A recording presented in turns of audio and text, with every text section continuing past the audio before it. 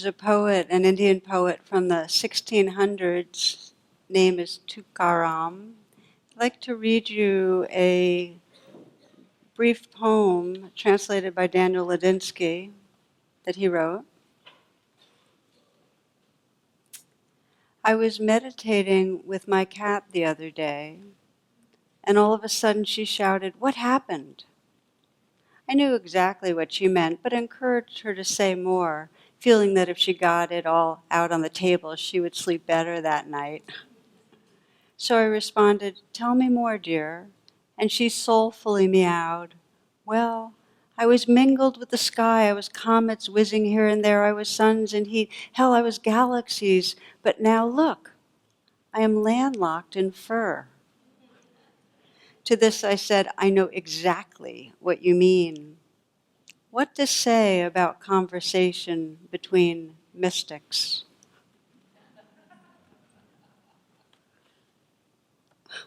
Tell me more. And she soulfully meowed. I think it's great.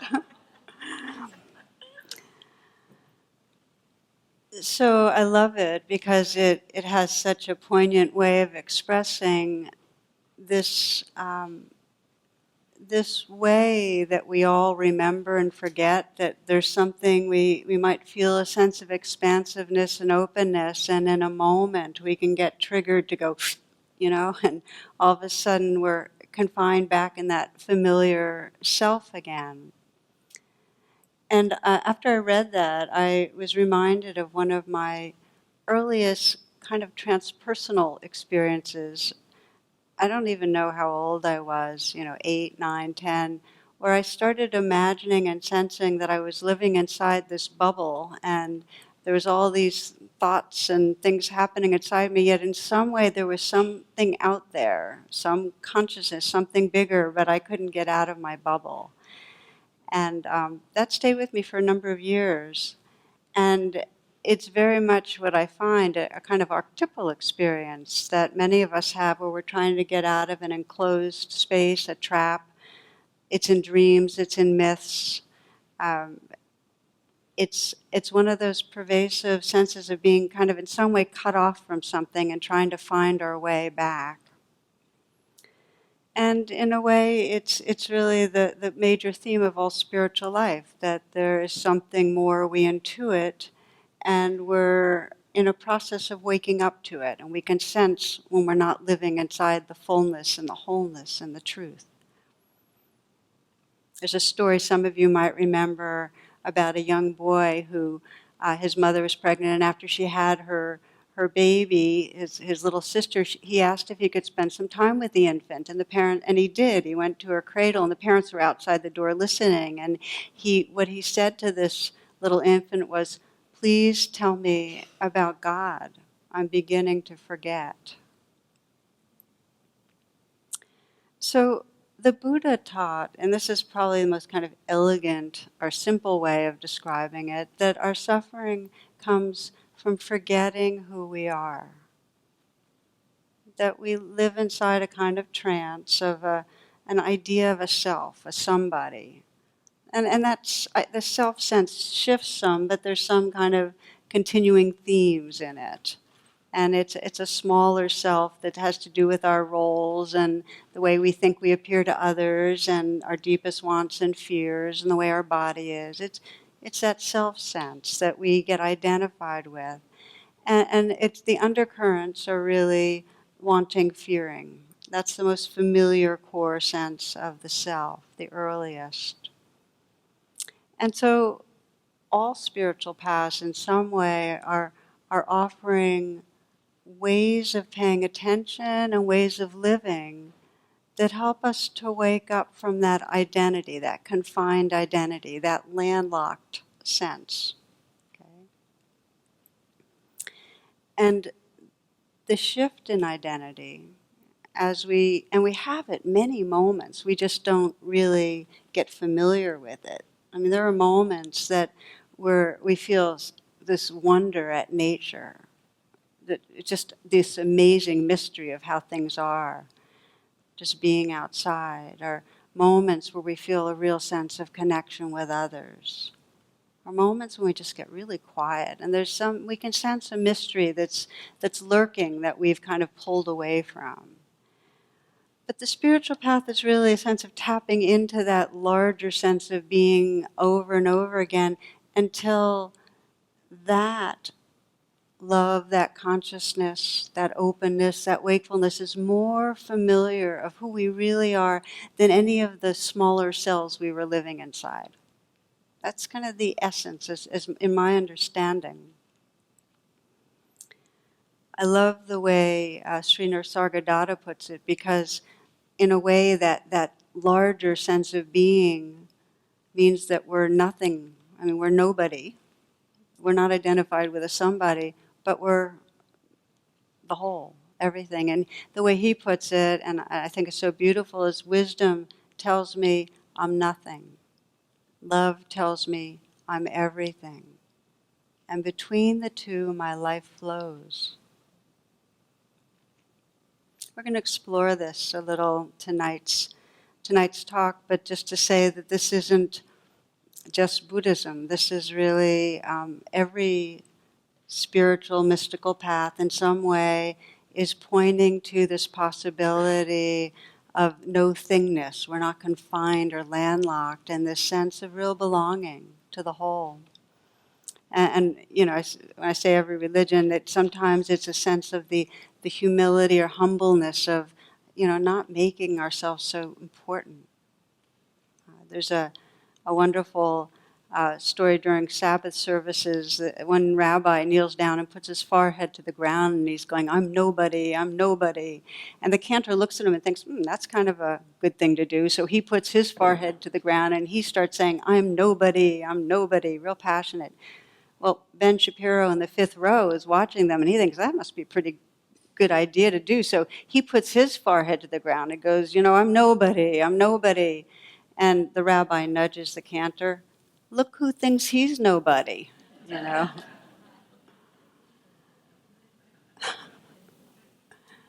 So it can become like this goal, like I want to become no self, I want to become nobody, and that becomes another thing. So not like that. I do want to honor that this is the first night of Rosh Hashanah, and in that spirit, in the Jewish tradition, this is really the season of reflection and repentance and recommitment. And I love truly spiritual holidays where it's like this is an opportunity, any moment is, but this kind of collects our attention to say, why not recommit to what's most precious to us? What a beautiful thing. So, as I was mentioning tonight, the recommitment is to recognize where we're landlocked, where we're in that trance of living in a smaller container than is what we really are, where our thoughts and our obsessions and our I have to have things this way and our controlling keeps us small. And to look together at ways that we can loosen that identity that's so small up and get a glimmer or start resting in our capacity for wholeheartedness, for tenderness, for wakefulness. So sometimes there's a concern, because people have read in the spiritual literature that you have to really be somebody before you can be nobody. How many of you have heard that kind of expression before? You have to have an ego before you can transcend it. Can I just see by hands? I'm curious how out there that notion is. Yeah. Well, there's some wisdom and truth that if there's not some integration and some sense of differentiation as a self, and there's a world out there, that can lead to a fragmented way of pursuing meditation.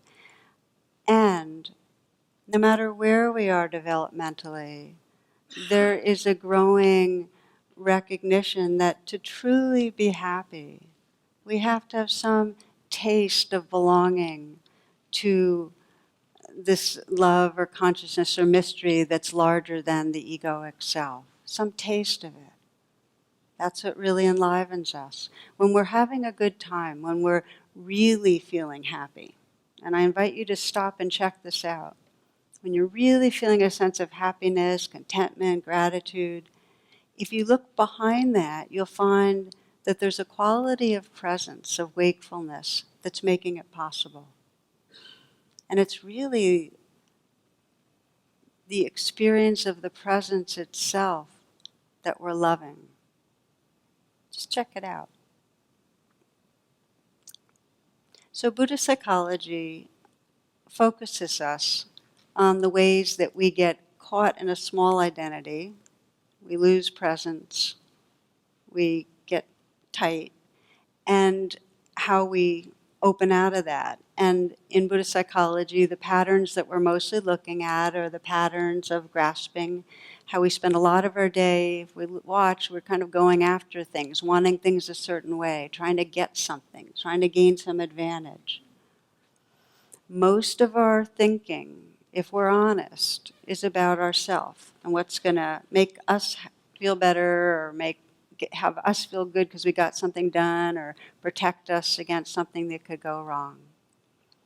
So Buddhist psychology just says don't judge that, because if you judge that, you're just adding another layer of selfing, okay? But just notice, because if you notice it, you won't be so trapped inside it. Similarly, Buddhist psychology says notice where there's resistance, because the whole sense of self gets formed out of the ways that we try to hold on or the ways we try to resist experience. Let me say that again. That landlocked self is formed by the ways that in some manner we're trying to push away what's happening or grasp onto it. I'll give you some examples, because if you deepen your attention to your own patterns, where you're really wanting things a certain way or really upset, you'll sense behind it that there's a real coagulated, solid self-sense. It's very familiar, and not only is it familiar, at the same time this is all happening, you're not liking yourself. Okay? Lily Tomlin puts it this way. She said, I always wanted to be somebody. I just should have been more specific.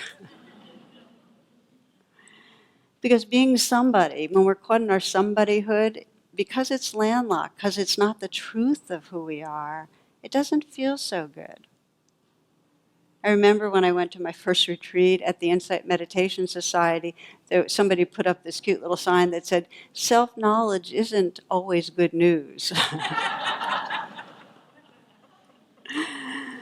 So we begin to look and say, okay, you might think, okay, I'm not so caught up in somebodyness, but it sure comes clear in the moments that we're really wanting something.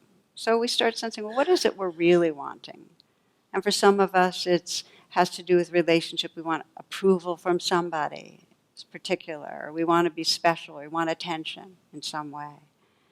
And for others, there's an addictive thing with substance that we know we get really solid when we're really wanting food, and we want it secretly when we can get away with it without somebody else being around, or we're in a conversation but we're really wanting more wine, or we're waiting for a break in the conversation. There's that tension, that grasping. Or when we get into our self-improvement projects and we really want to be different in some way, with our body, losing weight, or the ways we look.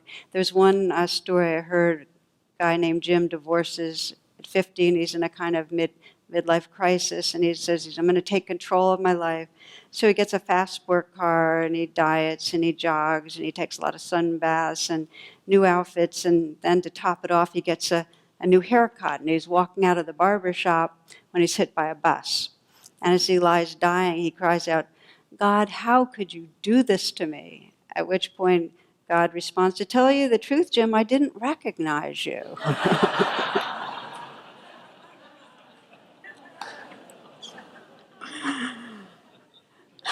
Now, I will admit that does not really illustrate my point too much. I thought it was cute. So just let's reflect together for a moment, okay? And the inquiry is this. If you just check and sense in the last few days, the last week, when you really wanted something to be a certain way, or you wanted to get something, and whether it had to do with something at work, something on the job, something from another person, whether it had to do with something where there's some addictive behavior, when you really wanted something.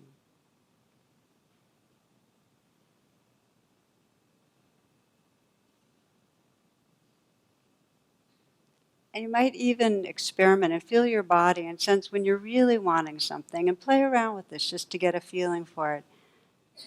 What happens in your body? You might even let yourself explore right now, letting your body go into the posture of wanting mind. Are you leaning forward? Is there some tightness or tension or clenching? What's the mind like?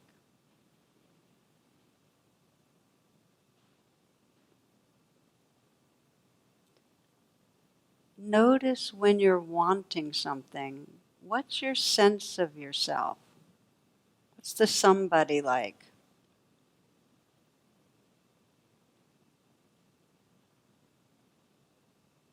We get familiar a little with the wanting self. We know it. We do know it. And then just sense, do you like that self? What's your attitude towards that self?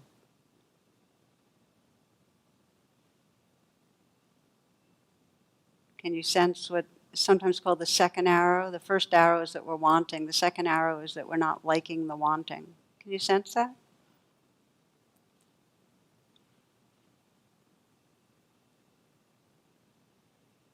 You can continue to meditate. I'm just going to put out the other side of it. We all also have ways we resist what's going on when we are aversive. And for some of us, it's when it comes up when we've lost some valuable possession. Maybe you've lost a document you were working on, or a piece of jewelry, or lost your iPhone. Our aversion can come up, our partner leaves the kitchen a mess day after day, or in some way it comes with judging other people, how things are going. So you might sense when in the last week or so you got caught in aversion, where you were angry, or judgmental, or fearful about something, afraid of not performing well in some way at work or social situation.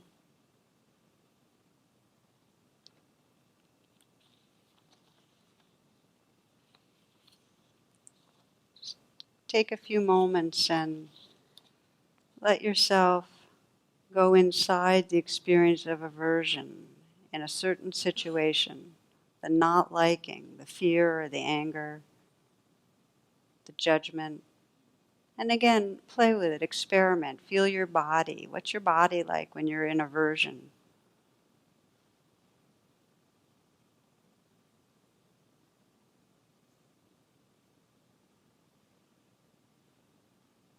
And when that pattern is running, what's your sense of yourself?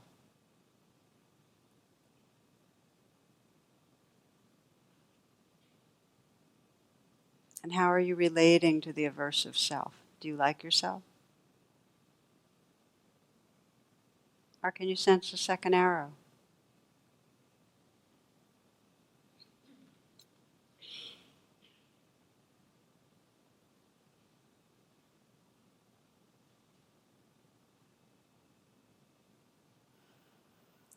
Take a few full breaths and come back.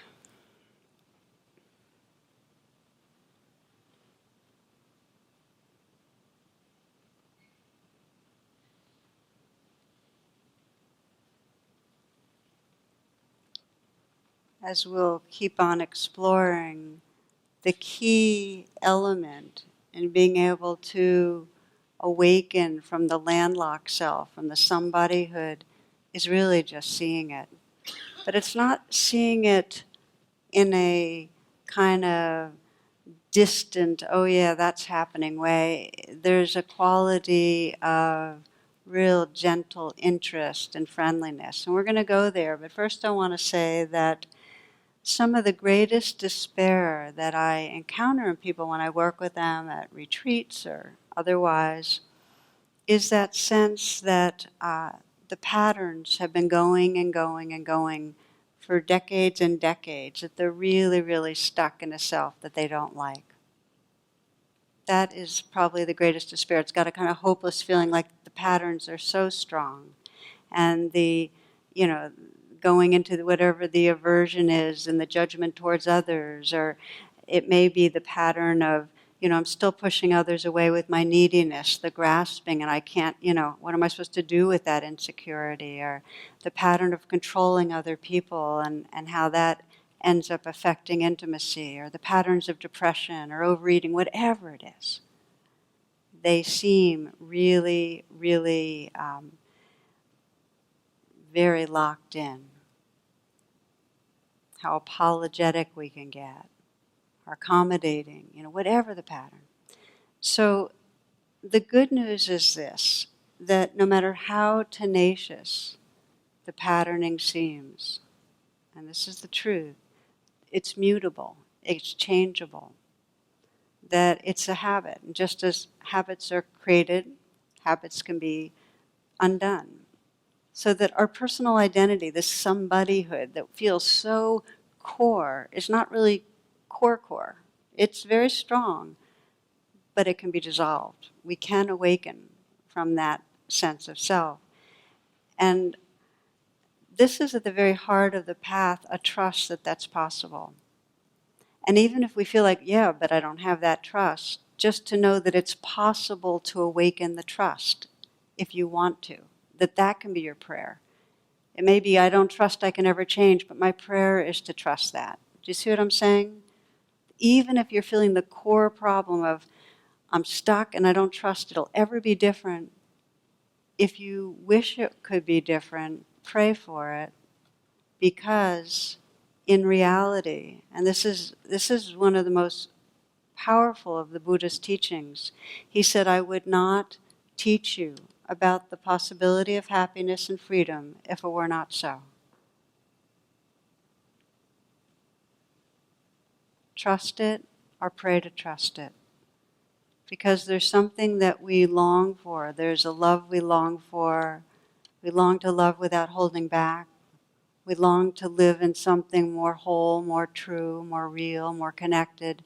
And if we long for it, it's because something in us knows about it. And we can't know about it unless it's there. It's part of us in some way. So, science, of course, confirms that it's mutable, that in the last 15, 20 years, neuroplasticity has become the languaging of it. And it's a metaphor for us that's as useful as anything else, that neurons that fire together, wire together, which means that if you keep having certain kinds of thoughts and certain kinds of feelings, they'll get wired together and they'll become the habit. The Buddha put it this way 2,600 years ago, that whatever you frequently think and ponder upon, that will become the inclination of your mind. So, do we frequently ponder and think about what's wrong with us or what's wrong with other people? A lot of us do, and that becomes the pattern. And just the way we can practice anxiety and depression, we can practice generosity, we can practice compassion. We can practice, so often use this gesture of putting a hand on the heart, even if you don't mean it, just the activity, even if you intend to be kind but you don't feel kind, that can change in a very deep way your relationship with your inner life. So we're now coming down to the pathway of really unwiring the somebodyhood, the limited somebodyhood, okay? They're saying, like, how do we unwire this landlocked self? And one way of understanding it is to really dedicate or recommit to compassionate witnessing of what's happening. To, with a compassionate and mindful way, notice, okay, Here's the thoughts and feelings right now that are making this happen. We need to pause and witness with compassion. What are we witnessing? All these different layers of selfing. It usually can be narrowed down in a clean way if you want to just begin to practice very quickly to our thoughts, our felt sense, and our behavior. So we feel stuck. This is the cue. The cue is, if you want to practice more compassionate witnessing, whenever you're feeling stuck in some way, feeling tight, feeling uncomfortable, feeling reactive, when you know you're not aligned, that's when you go pause and, okay, bear witness. What am I thinking right now? What am I believing? I often ask myself that. When I'm really feeling bad in some way, what am I believing right now? Because if it's out of your awareness, it controls you.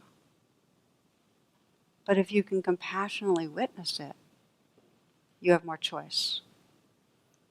Then you bring the compassionate witness to the felt sense. What am I feeling? Feel your body. Now that takes practice, because a lot of us are kind of cut off and living up here. Feel your body, because if it's out of awareness, it'll control what's going on. If it's in awareness, you actually come into more aliveness and more freedom. What am I believing? What am I feeling? And notice your behavior. Am I withdrawing? Am I criticizing? Am I getting busy? Am I playing out an addiction? Now, one of the inquiries that's really powerful in this compassionate witnessing is to notice, what's the sense of somebody right here?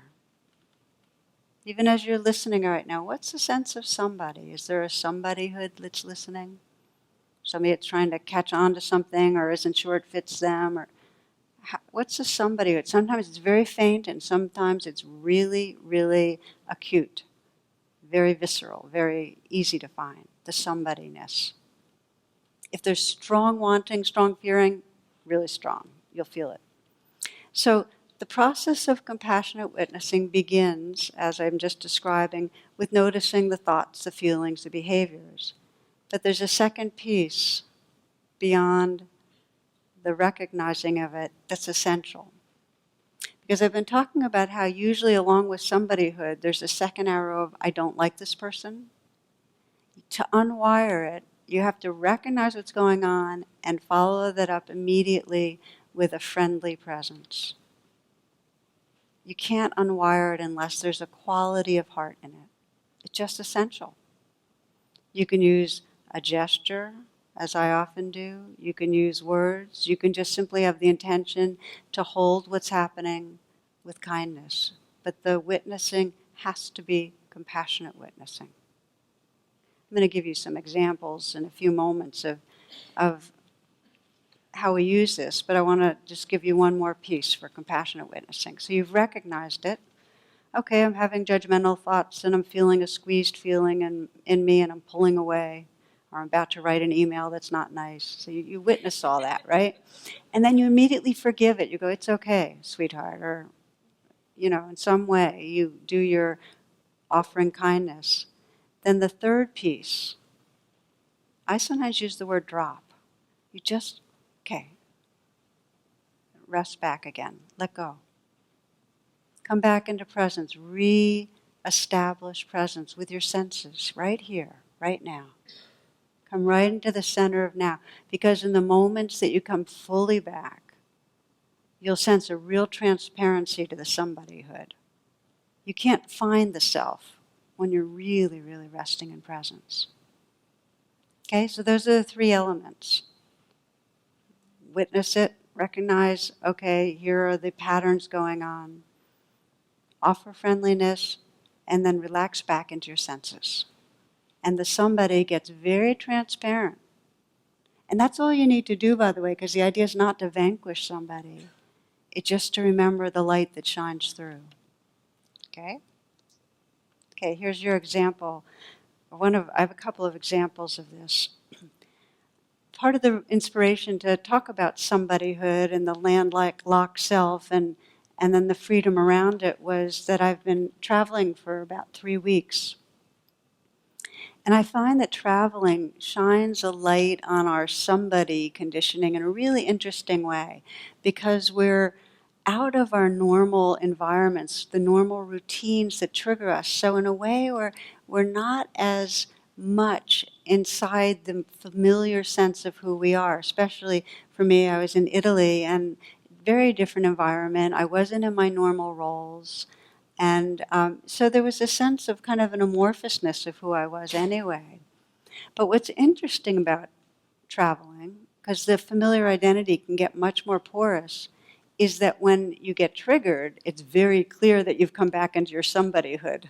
So I had a few examples. It's like the Gremlins, we're back, that one, remember? So, so there I was traveling, as I'm mentioning, and we went to a place called Sardinia. Some of you might have heard of it. It's an island off of Italy. Wonderful, beautiful place. And we were fortunate to have very good friends that hosted us who they speak English. They themselves aren't English, native language.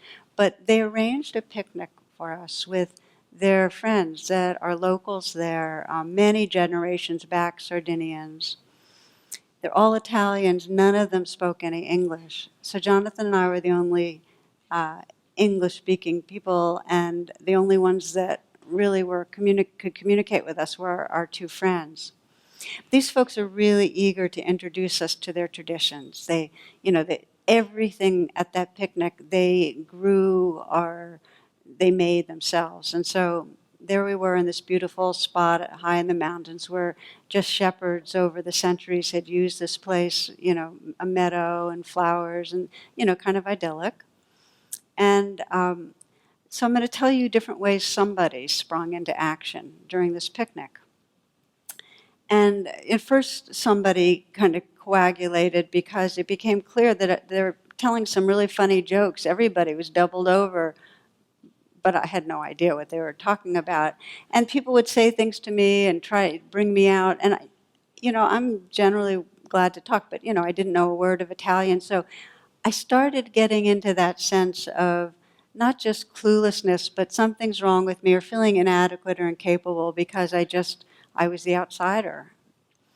And so I saw that very familiar sense of not necessarily being an outsider, because I usually am with in situations where I'm teaching or I'm comfortable, but that sense of not being good at something, not knowing how to do something, and just feeling incompetent, feeling kind of stupid.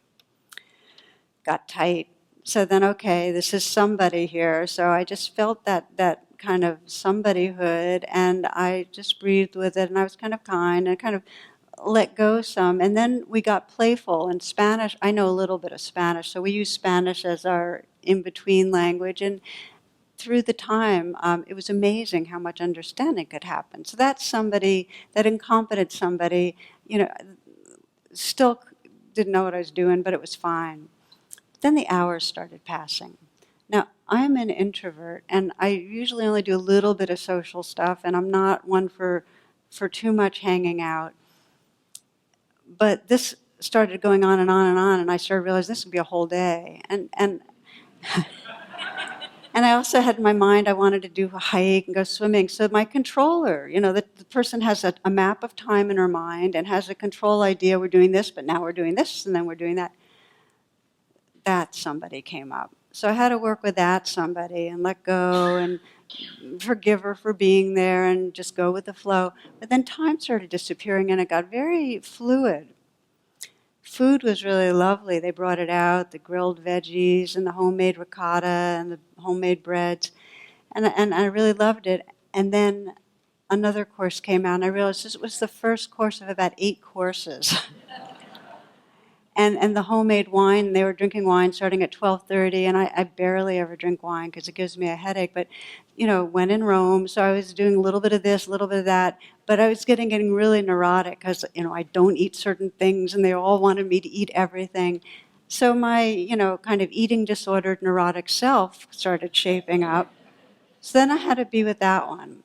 But I'm going to tell you about the last one because this one really kind of, the self became very tight. They presented the desserts, cakes and fruit and so on. And then they were very proud to have the final course. And the final course is called Kasu Marzu. And it's cheese. And the cheese has larvae in it, these little worms, like thousands and tens of thousands of little worms in it that make the texture of the cheese very soft.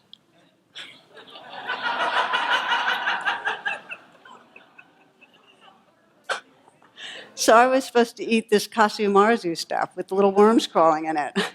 And and I started I kind of sidled away from the table, and it was like, okay, when in Rome goes only so far, and I'm not in Italy, I'm in Sardinia, but they were saying, Tata, come over. So this tightness, I just kept saying, okay, this one too, and there's this too, and I took my bite of this wormy cheese, and I have to say that it was every bit as disgusting. I mean, but there was this kind of inner freedom, like, okay, I can do this. Now, my point of the story, just so you know, is not that in order to experience nobodyhood, you have to eat cheese with worms in it, and But it's a fascinating thing to have a filter where you're just going to be curious as to how the self forms, and just in some way to go, okay, what's this somebody feel like? How is somebody experiencing this right now? And in the moments that you recognize that somebody has appeared, you're no longer identified that much. You can work with it. You can be humorous. You can be compassionate. And the truth is, again, we're not trying to get rid of the somebody, but when we're aware of the patterns, that makes room for a more natural intelligence and kindness and compassion and creativity to flow through. So, sometimes the somebody gets really, really strong, and it's a whole different world of how we begin to deconstruct it. It's not on the moment, like I was in the picnic and I said, oh, okay, somebody, this too, and went like this. It's not so sudden. And I'll just give you a very brief example of one friend of mine whose daughter was addicted to heroin and cocaine and a bunch of other drugs, and this lasted over a period of about 8 years. And she was in and out of rehab centers. And the somebody that formed in my friend was an enabling mother that every time her daughter would leave the rehab but then hit bottom and be on the streets, she'd take her in and figure out how to get her into the next place.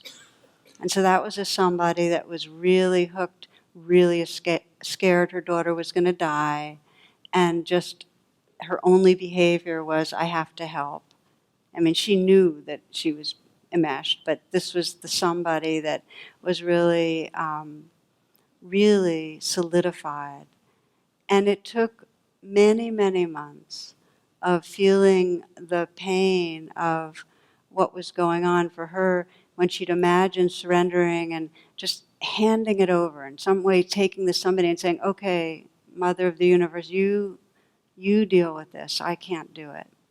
She had to go to that level of surrendering her somebodyhood. And when I do this gesture a lot myself. It's not like I want to get rid of somebody. It's like, let this egoic self be held in something larger. Because the ego can't get rid of the ego. There can be a surrendering that comes from a deeper place than the ego. And so for her, it was many months of trying to surrender that all of her fears and her grasping into a sense of Great Mother of the Universe. That was her language. We can do it however. There is something larger than the ego we can offer ourselves into. And so for her, in that offering, it opened her up into the depths of the grief, of feeling, just this profound, bottomless grief. But what happened over time is that somebodyhood, that selfhood of the grasping, fearing mother loosened some, and she began to realize she could create the boundaries that actually could save her and her daughter perhaps in a different way. And she did that, and it forced her daughter actually to find the place inside her that wanted to live. It hit a real bottom. It forced it.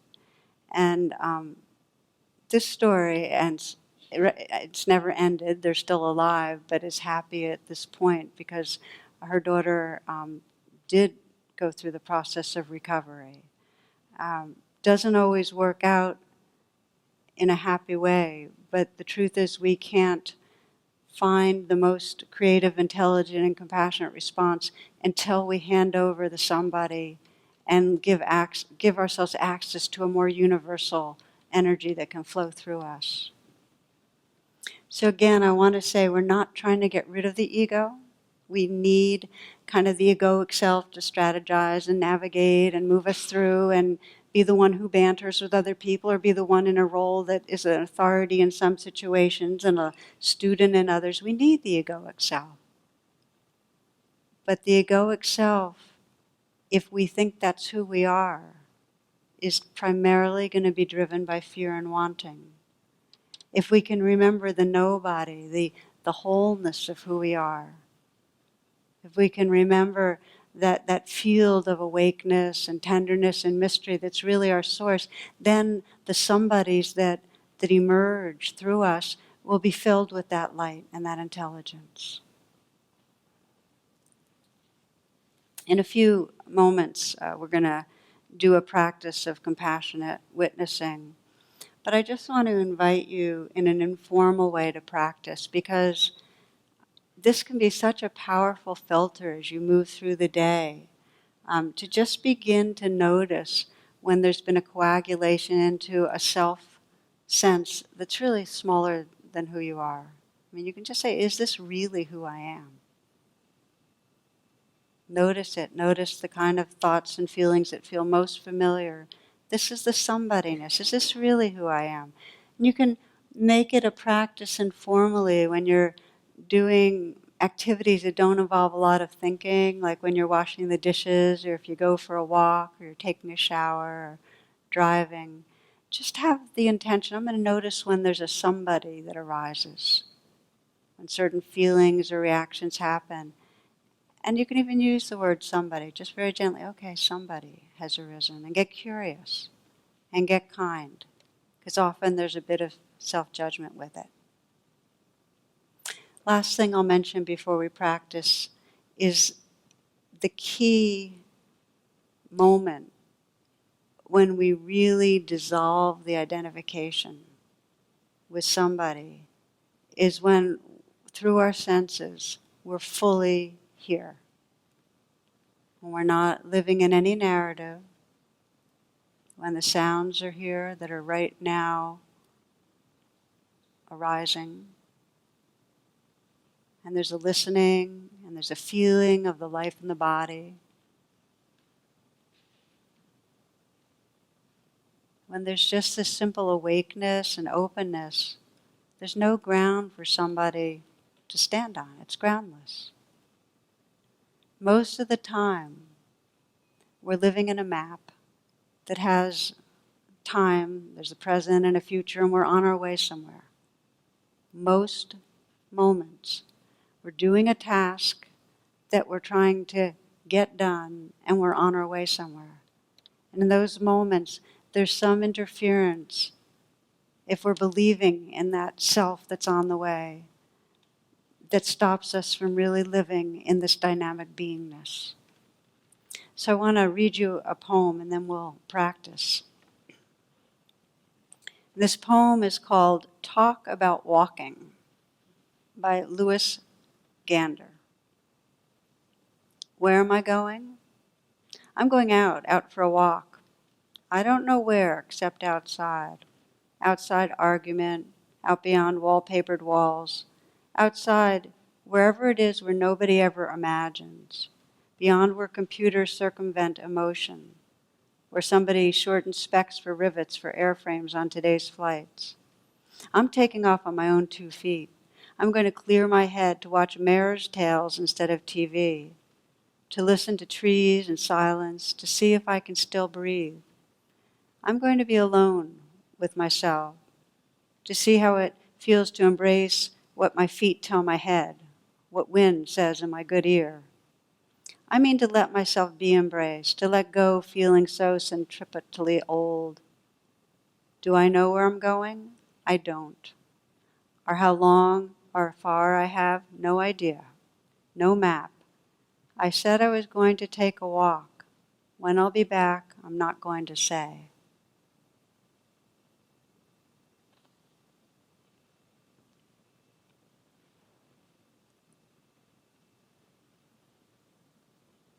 You can get the feeling that it takes some intention to get outside our map, our landlocked self, to bear witness to the patterning, to be kind towards it, and then to very on purpose re-enter this living moment, to take our walk and not know where we're going or when we're coming back, to just be. Okay, so let's practice a little and then we'll close.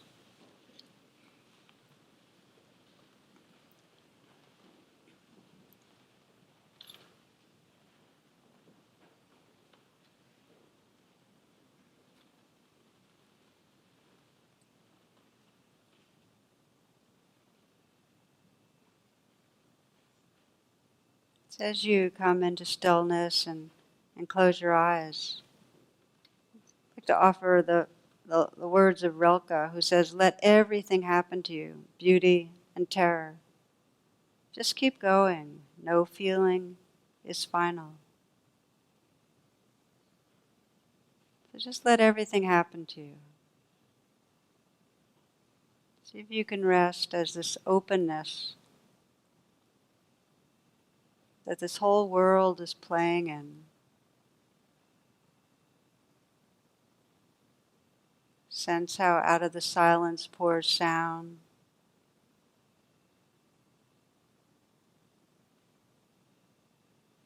Out of the stillness, this whole play of sensation.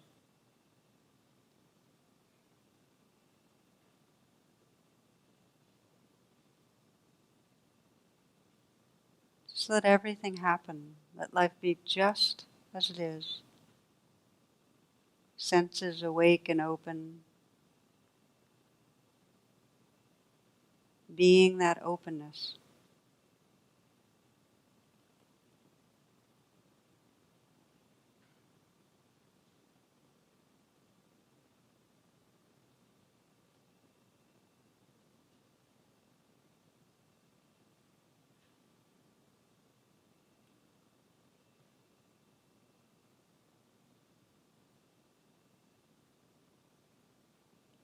Set your intention just to be noticing if there's some leaving of presence into some sense of somebodyhood. You notice the thoughts, the future, the past, and just sense how that coagulates into a somebody, a narrative. When you notice, just relax again. Witness. If you sense that there's any judgment, offer a gesture of kindness. And then come back into your senses, right here.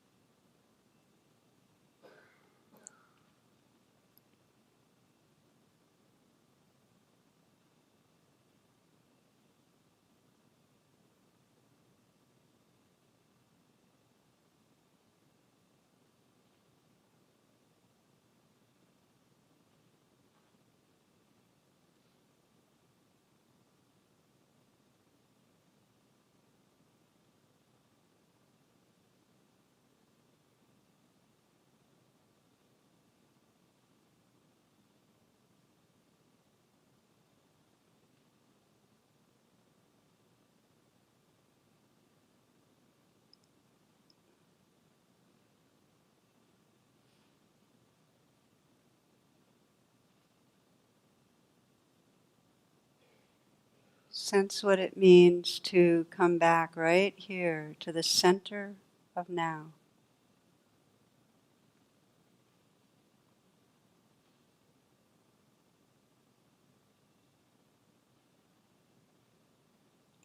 The center of now.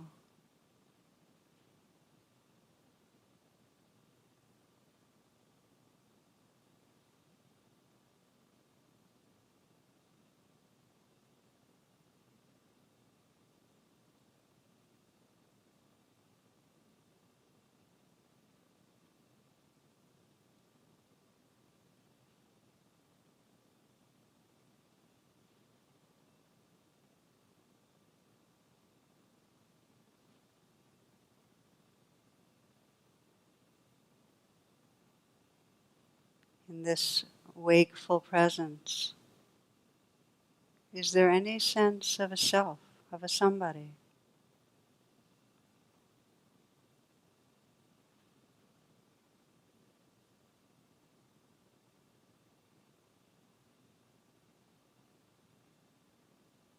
You might even ask, who am I?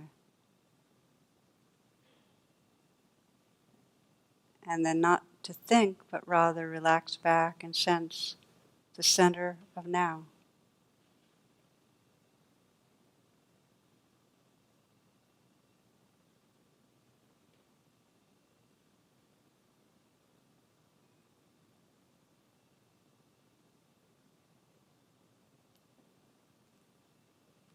Wisdom tells me I'm nothing. Love tells me I'm everything. Between the two, my life flows.